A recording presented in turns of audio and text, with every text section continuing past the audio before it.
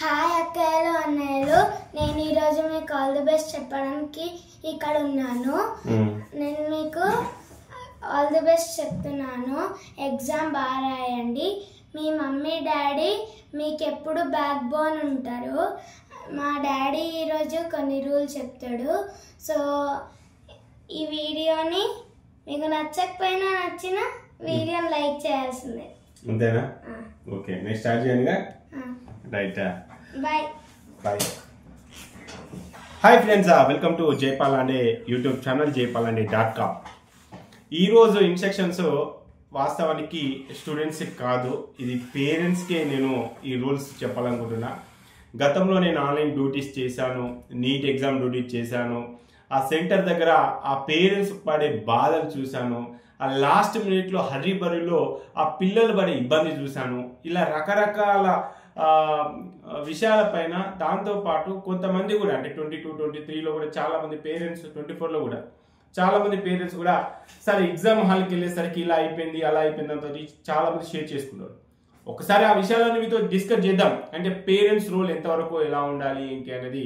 So ఖచ్చితంగా మీకైతే use అవుతుంది. సో ప్రతి పేరెంట్ కూడా ఇప్పుడు నేను చెప్పే కొన్ని విషయాలు కొన్ని జాగ్రత్తగా తీసుకునే ప్రయత్నం అయితే చేయండి. ఇప్పటిలో రోజులు ఒకప్పుడు మనం ఉన్నప్పటి రోజులు వేరు, ఇప్పుడున్నప్పటి రోజులు వేరు. ఒక చిన్న ఎగ్జాంపుల్ చెప్పాలంటే, నేనైతే చెప్తున్నా, పర్సనల్గా చెప్తున్నా, సార్ మా అమ్మ ఇంటికి వెళ్ళేసి అమ్మ నన్ను సార్ కొట్టాడు అని అంటే మా అమ్మ ఇంకొక రోజు నన్నే పీకేది. ఖచ్చితంగా నన్నే పీకుతుండే. నువ్వు ఏ తప్పు చేసావో అందుకే సార్ నేను కొట్టి ఉన్నాను. కానీ ఇప్పుడు ఉన్నటువంటి సిచ్యువేషన్స్ అలా కాదు. ఎందుకంటే అందరు క్వీన్స్ కింగ్సే అంటే పేరెంట్స్కి. సో అలా పెంచుకున్నప్పుడు మనం కూడా కొన్ని ఇన్స్ట్రక్షన్స్ కొన్ని ఫాలో కావాలి. అక్కడ సెంటర్ దగ్గర ఉన్నటువంటి వాస్తవాలు ఏంటి అనేది. సో మనకి ఎన్ని తెలిసినా తెలియకపోయినా కొన్ని విషయాలు మీకు ఎందుకో షేర్ చేయాలనిపిస్తుంది. అందుకని చెప్పేసి వీడియో చేస్తున్నా. వీడియోని అయితే ఖచ్చితంగా లైక్ చేసి మీ ఫ్రెండ్స్ షేర్ చేయండి. సో ఫస్ట్ అయితే మీరు సిటీ ఇన్ఫర్మేషన్ అయితే తెలుసుకొని ఉంటారు. ఖచ్చితంగా తెలుసుకోండి, అది డౌన్లోడ్ కూడా చేసుకోండి. ఎందుకంటే యూజర్ నేమ్ పాస్వర్డ్ వర్క్ అవుతుందా లేదా, ఆ డౌన్లోడ్ కన్ఫర్మేషన్ ఫామ్ కూడా డౌన్లోడ్ చేసుకునే ప్రయత్నం చేయండి. సో ఇక ఎగ్జామ్ సిటీ దూరంగా ఉంటే కనుక ఒక మనకు journey 12 hours journey, 6 hours journey అయితే మీరు మినిమం డబుల్ అంటే 24 అవర్స్ జర్నీ అయితే 40 ఇయర్స్ ముందు, 12 అవర్స్ జర్నీ అయితే 24 అవర్స్ ముందు అలా ప్లాన్ చేసుకునే ప్రయత్నం చేయండి. ఎందుకు ఇవన్నీ చెప్తానంటే ఒక్కొక్కసారి కొన్ని సెంటర్స్ కింద మీద అయినప్పుడు మళ్ళీ మన బ్యాక్ రావడానికి చాలా కష్టం. సో కాబట్టి అందుకని నేను పదే చెప్తున్నాను. సో ఇక ఎగ్జామ్ రోజు జరిగే పరిస్థితి, వాస్తవాలు, పేరెంట్స్ పడే ఇబ్బంది ఏంటి అనేది ఒకసారి చెప్తాను. ఎగ్జామ్ మనకు 2 o'clock, వాస్తవానికి 2 o'clock, బట్ 11:30కి 11 o'clock ఎగ్జామ్ సెంటర్కి రమ్మంటారు. మరి ఎగ్జామ్ 11 o'clockకి మనం ఎగ్జామ్ సెంటర్కి వెళ్ళాలంటే మనం ఎప్పుడు బయలుదేరాలి? మరి 11 o'clockకి మనం సెంటర్ దగ్గర ఉంటే మన పిల్లోడు మళ్ళీ బయటకు రావడానికి దాదాపు 5:30 అవుతుంది. మరి ఇంత టైంలో మరి వాళ్ళ ఫుడ్ సంగతి ఏంటి, వాళ్ళ నీడ్స్ ఏంటి? సరే పిల్లలకంటే సెంటర్లో ఏదో విధంగా వాళ్ళ స్నాక్స్ లేకపోతే వాటర్స్ ఏదో సప్లై చేస్తారు. అక్కడ పేరెంట్స్ ఎంత ఇబ్బంది పడతారంటే కొన్ని సెంటర్స్ దగ్గర క్యాంటీన్స్ ఉండవు. ఒకవేళ క్యాంటీన్స్ ఉన్నా కూడా అది విత్ ఇన్ ది కాలేజ్ లోపల లేకపోతే స్కూల్ లోపల ఉంటే, బయటకు వచ్చి చూస్తే ఆల్మోస్ట్ అవన్నీ కూడా షాప్స్ అన్నీ కూడా క్లోజ్ అయి ఉంటాయి. ఎక్కడికి వెళ్దామన్నా ఏం దొరకదు. ఒకవేళ పొరపాటున 1 or 2 షాప్స్ తీసి ఉంటే అక్కడికి వెళ్ళగానే వాటర్ అయిపోవడం, లేకపోతే బిస్కెట్స్, ఇవన్నీ కూడా జరుగుతూ ఉంటే చాలా మంది పేరెంట్స్ ఇబ్బంది పడ్డటువంటి రోజులు చాలా ఉన్నాయి. సో అలా ఇబ్బంది పడొద్దు.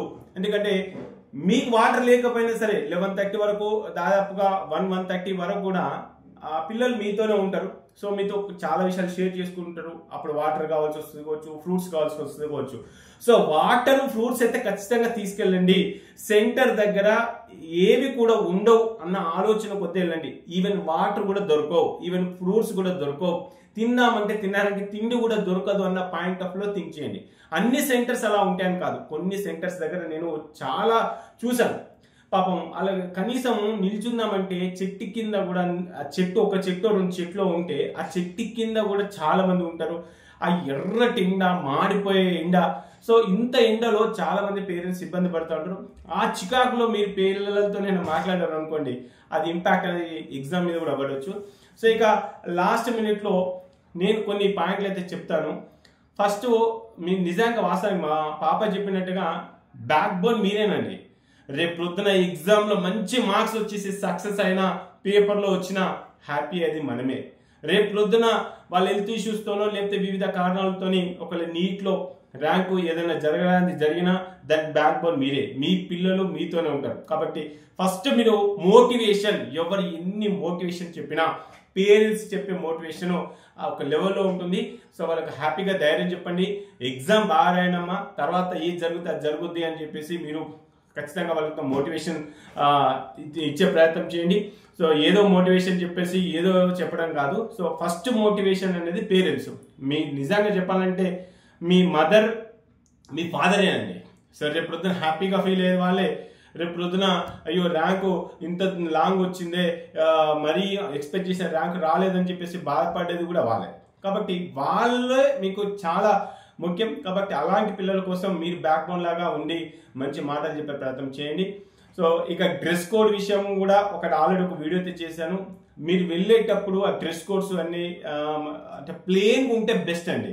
సో అందుకని చెప్పేసి మీరు వెళ్ళేటప్పుడు కూడా ఒక ఎక్స్ట్రా డ్రెస్ కూడా తీసుకుని వెళ్ళే ప్రయత్నం చేయండి.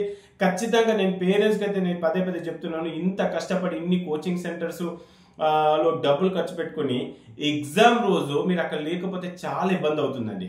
నేను ఒక వాస్తవ పరిస్థితులు చెప్తాను. 2023లో ఒక పేరెంట్, అతను లాయర్ కూడా, అతను ఏం చేశాడంటే ఒక డిగ్రీ కాలేజ్లో సెంటర్ అలాట్ అయిపోయింది. I don't want to share that name. ఇది రియల్గా జరిగినటువంటి ఈ విషయం. డిగ్రీ కాలేజ్ ఇప్పుడు ఆల్మోస్ట్ కాలేజెస్ అన్ని కూడా క్లోజ్ అయిపోతున్నాయి. అవన్నీ కూడా డోర్స్ అన్ని క్లోజ్ చేస్తుంటాయి. సో 11:30 కంటే 11:30కి దించేశాడు. కాసేపు అక్కడ ఉన్నా సార్, నేను బాగానే ఉన్నా, అమ్మాయితో కూడా మాట్లాడాను, ఆల్ ది బెస్ట్ చెప్పేసి 1:30కి లోపలికి పంపించేశారు. 1:30 వరకు క్లోజ్, 1:20, 1:30 వరకు లాస్ట్ మినిట్ వెయిట్ చేసి లోపలికి పంపించేశారు. అక్కడికి పంపించగానే అక్కడ కాలేజీలో గబ్బిలాల సౌండ్ తోని, గబ్బిలాల అటు ఇటు తిరగడంతో ఆ అమ్మాయి భయపడిపోయి కళ్ళకు చక్కెర వచ్చేసి కింద పడిపోయింది. సో అప్పటికప్పుడు ఒక నర్సెస్ కూడా, డాక్టర్స్, మెడిసిన్స్, ఏమైనా స్నాక్స్ అన్నీ కూడా అందుబాటులో ఉంటాయండి. సో వాళ్ళు మళ్ళీ వెంటనే తీసేసుకొని అమ్మాయిని కొంచెం రిఫ్రెష్మెంట్ చేసేసి ఒక గ్లూకోజ్ తాగిపించేసి ఆమెను అయితే సిట్రేట్ చేశారంట. సో తర్వాత మా డాడీకి ఫోన్, మీ డాడీ నెంబర్ ఏంటమ్మా, మీ డాడీకి ఫోన్ చేస్తామంటే వద్దండి, మా డాడీ జర్నీలో ఉన్నాడు, బైక్ పైన వెళ్తున్నాడు అని చెప్పేసి. సో ఇప్పుడు నేను ఆ విషయాలు ఎందుకు చెప్తున్నానంటే, అసలే ఎండాకాలము, ఎగ్జామ్ లోపలికి వెళ్ళేసి 2 o'clock 2 గంటలకు ఎగ్జామ్ పేపర్ OMR షీట్ పైన వాళ్ళు ప్రాసెస్ స్టార్ట్ చేస్తారు. అప్పటి వరకు కూడా మీరు ఉండాలి. ఎందుకంటే మేబీ అడ్మిట్ కార్డులో ఏమైనా ప్రాబ్లం ఉండొచ్చు, లేదు అని అంటే సిగ్నేచర్ మిస్ మ్యాచ్ కావచ్చు, లేదంటే ఈ హాల్ టికెట్లో మన ఇష్యూస్ కావచ్చు. ఏదైనా సరే ఏదైనా ఇష్యూ అయి బయటకు వస్తే మా డాడీ లేడు, మా మదర్ లేడు అనే ఒక చిన్న డిసప్పాయింట్ వాళ్ళ మైండ్లోకి వచ్చింది అనుకోండి, ఎగ్జామ్ అంతా డిసప్పాయింట్ అయిపోతుందండి. సో మనం అనుకోవచ్చు, మనం 11 o'clock వెళ్ళేసాము, మా పాప 12 o'clock వెళ్ళింది, 1 o'clock వెళ్ళింది. లోపలికి వెళ్ళిన తర్వాత ఏదైనా వస్తువు కనుక మనం మర్చిపోతే, అంటే ఫొటోస్ కానీ, లేకపోతే హరిబరిలో ఆ ఫొటోస్ మర్చిపోవడము, అడ్మిట్ కార్డు మర్చిపోవడము, లేకపోతే ఐడి కార్డు మర్చిపోవడము, ఒరిజినల్, జిరాక్స్, ఇలా ఏదైనా ఇష్యూస్ పైన తిరిగి వాళ్ళు సెంటర్ బయటకు వచ్చేసి చూడగానే మీరు లేరనుకోండి, అలా హైరాణ పడిపోతారు. అండ్ ఇంకొకటి, ఇక మన డ్రెస్ కోడ్ విషయంలో కూడా, ఎందుకంటే డ్రెస్ కోడ్ ఒక మీకు ఇబ్బందికరంగా అనిపించవచ్చు, కాకపోతే వాస్తవానికి ఆ డ్రెస్ కోడ్ ఎందుకు పెట్టారు? మన కోసమే కదా. ఎక్కడ కూడా చీటింగ్ జరగవద్దు, ఎక్కడ కూడా ఫ్రాడ్ జరగవద్దు.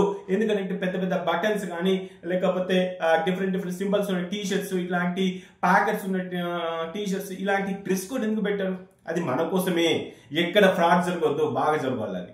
సో అలా డ్రెస్ కోడ్ పెట్టినప్పుడు ఖచ్చితంగా మనం కూడా ఫాలో కావాలి. సో కొంతమంది ఫాలో కాకుండా, ఏంటండి డ్రెస్ కోడ్కి ఏమైంది, ఈ టీ షర్టే కదా, 2 buttons ఎక్కువ ఉన్నాయి కదా అని చెప్పేసి అట్లాంటి ఆర్గ్యుమెంట్ చేసినప్పుడు అక్కడ డిఫాల్ట్ గా ఎవరి మైండ్ సెట్ ఆపోజిట్ అవుతుందండి.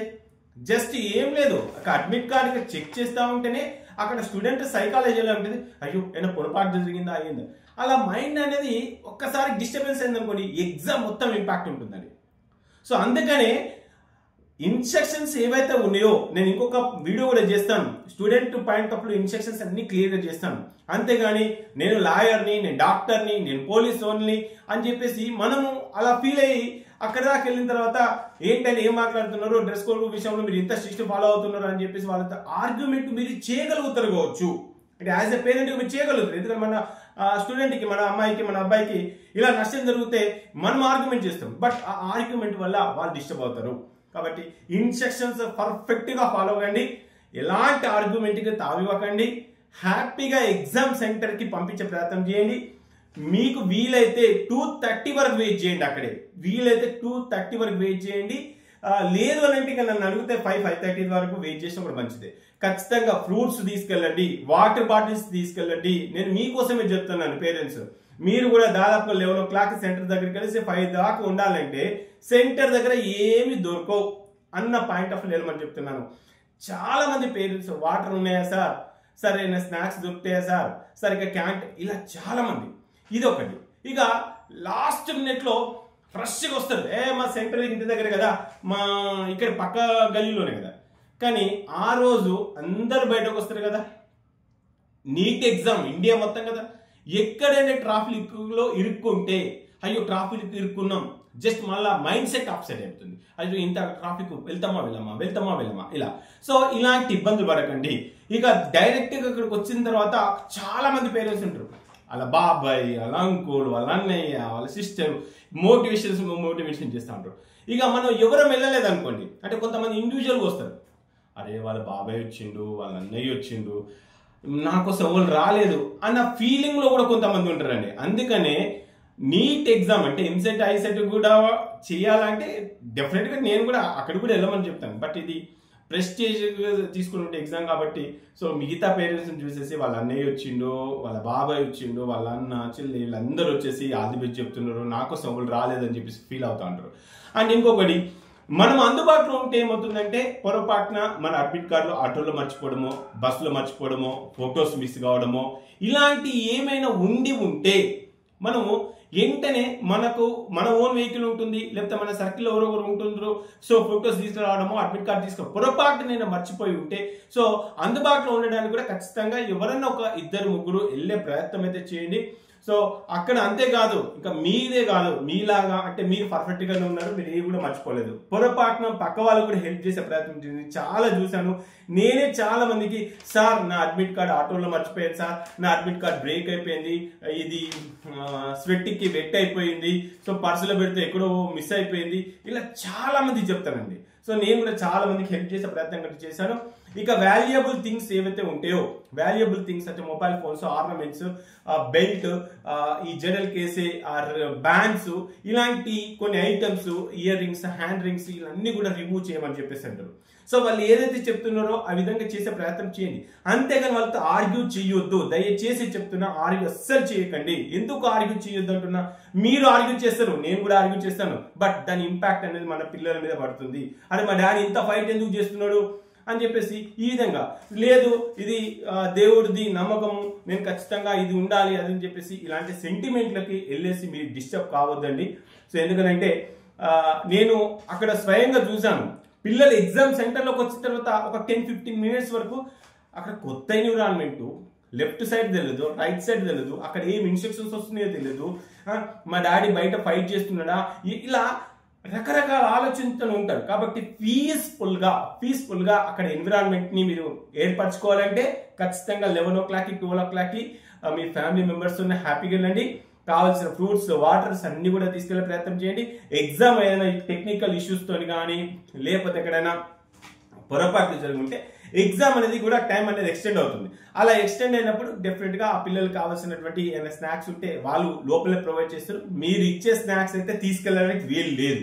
సో వాటర్ బాటిల్, కొన్ని ఐటమ్స్ అయితే వాళ్ళకు తీసుకెళ్ళడానికి అయితే పర్మిషన్ ఇస్తారు. ఒక్కసారి మీకు చూపించే ప్రయత్నం చేస్తాను. Transparent water bottle. So transparent water bottle క్లియర్గా ఉండాలి. సో ట్రాన్స్పరెంట్ గ్లూకోజ్ వాటర్ లేకపోతే జ్యూస్ ఇవన్నీ ఏవి కూడా నడవవు. ట్రాన్స్పరెంట్ వాటర్ బాటిల్ క్లియర్గా దాంట్లో వాటర్ ఉన్నాయా ఇంకేమన్నా ఉన్నాయా అది కూడా చెక్ చేసుకోవాలి. సో ఆ వాటర్ బాటిల్కి ఏమైనా స్టిక్కర్స్ కూడా అలో చేయరు. Next additional photographs, passport size photos plus ఒకటి పోస్టల్ కార్డ్ ఫొటోస్ ఉంటాయి, అవి కూడా అలో చేస్తారు.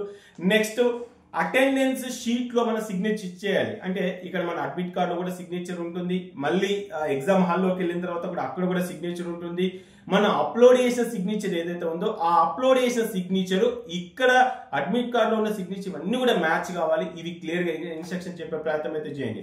సో శానిటైజర్ బాటిల్ కూడా తీసుకెళ్ళొచ్చు. సో అది ఇంట్రెస్ట్ ఉన్న వాళ్ళు ఇప్పుడైతే మనకు కరోనా టైంలో అయితే అది ఇంట్రొడ్యూస్ చేశారు, స్టిల్ అది is going on. Next self declaration, అవి అడ్మిట్ కార్డ్కి వచ్చిన తర్వాత దాంట్లో ఇన్స్ట్రక్షన్స్ అన్ని కూడా మీకు చెప్పే ప్రయత్నం అయితే చేస్తాను. మీతో పాటు అంటే ఇవన్నీ కూడా అవసరం ఏం లేవు, మీరు అప్లికేషన్ ఫాము ఒకటి, మీ అప్లికేషన్ ఫామ్తో పాటు ఆ పిల్లడికి సంబంధించినటువంటి ఇంటర్మీడియట్ హాల్ టికెట్ కానీ లేకపోతే ఆధార్ కార్డ్, పాన్ కార్డ్, ఇవన్నీ కూడా ఎక్స్ట్రా ఒక సెట్ దగ్గర పెట్టేసుకోండి.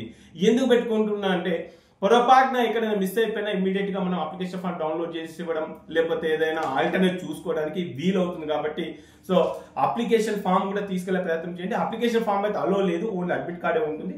సో దాని తర్వాత కూడా మళ్ళీ మీకు చెప్తాను. పేరెంట్స్ అందరికీ నేను రిక్వెస్ట్ చేసేది ఒకటేనండి, మీ పిల్లలు ఎగ్జామ్ ప్రశాంతంగా రాయాలంటే ఫస్ట్ మీరు పీస్ఫుల్గా ఉండండి. ఎవరితో ఆర్గ్యూ చేయొద్దు. మీరు అనుకోవచ్చు మా ఫాదర్ మదర్ ఎక్కడైనా ఆర్గ్యూ చేస్తే ఆ డిస్టర్బెన్స్ అవుతుంది. ఈ వారం 10 రోజులు సో వాళ్ళతో జాగ్రత్తగా మాట్లాడండి. ఎగ్జామ్ ఏదైతే అదైతుంది, నువ్వైతే ఎగ్జామ్ బిందాస్గా రాయి బిడ్డ, మంచి రాయి, నీకేమైనా అయితే నేనున్నా అని చెప్పేసి ధైర్యం చెప్పే ప్రయత్నం చేయండి. ఇప్పుడు పరిస్థితులు బాగోలేవు.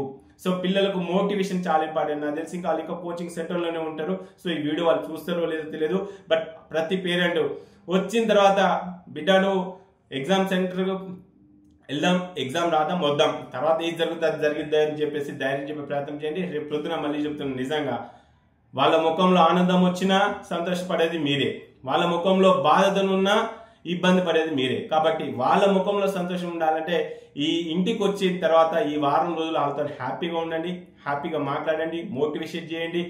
ఎగ్జామ్ రోజు వరకు వాళ్ళకు హెల్త్ కానీ ఫుడ్ కండిషన్స్ కానీ ఏదైనా సరే చాలా హ్యాపీగా ఉంచే ప్రయత్నం అయితే చేయండి.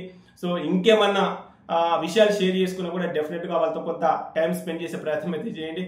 సో మళ్ళీ చెప్తున్నాను, ఫ్రూట్స్, వాటర్ బాటిల్స్ మరీ చెప్తున్నాను, అక్కడ ఏం దొరకవండి కొన్ని సెంటర్లు. చాలా మంది పేరెంట్స్ ఇబ్బంది పడుతున్నారు.